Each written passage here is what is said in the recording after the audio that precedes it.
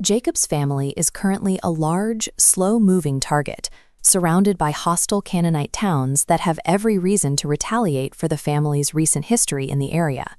Conventional military defense against their neighbors is impossible. Survival depends on following a sudden command. Go up to Bethel and settle there, and build an altar. Before they can move, Jacob issues a mandate for a physical and ritual cleansing. Every person in the camp is ordered to get rid of their foreign gods and change their clothes. To secure the protection they need for the journey, the family must physically strip away their old pagan associations. The household members hand over their hidden foreign idols and even the rings in their ears, surrendering the physical symbols of their former lives. This disposal happened here, in the valley of ancient Shechem, grounding this religious purge in a specific historical landscape. Jacob takes these items and buries them deep in the dirt beneath an oak tree, ensuring they are left behind as the camp moves. As the caravan sets out, a paralyzing dread falls on the nearby towns.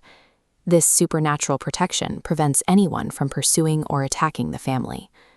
Leaving those idols in the dirt at Shechem acts as the group's first collective move under their new instructions, separating them from the practices of the surrounding peoples. They arrive at Luz, the rugged location Jacob renames Bethel. Here, he builds the altar he was commanded to construct. During this stop, God appears to him and issues a definitive decree. Your name will no longer be called Jacob. Your name will be Israel.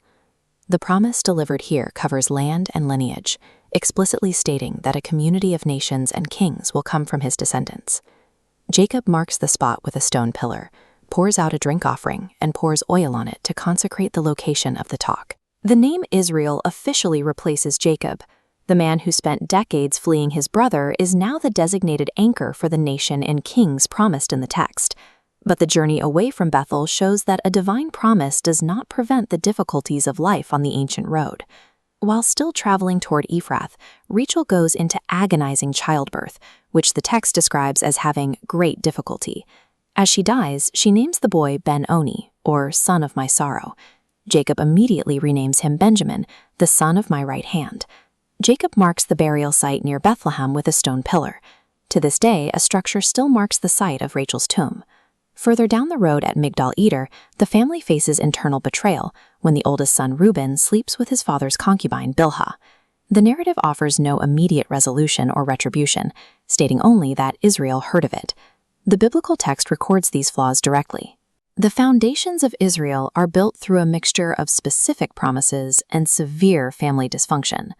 This family tree matrix shows the 12 sons who will eventually become the tribes of Israel, organized by their 4 different mothers. The lineage includes the 6 sons of Leah, from Reuben the firstborn to Zebulun, alongside Rachel's 2 sons, Joseph and Benjamin. The roster is completed by the sons of the servant wives, Dan and Naphtali from Bilhah, and Gad and Asher from Zilpah.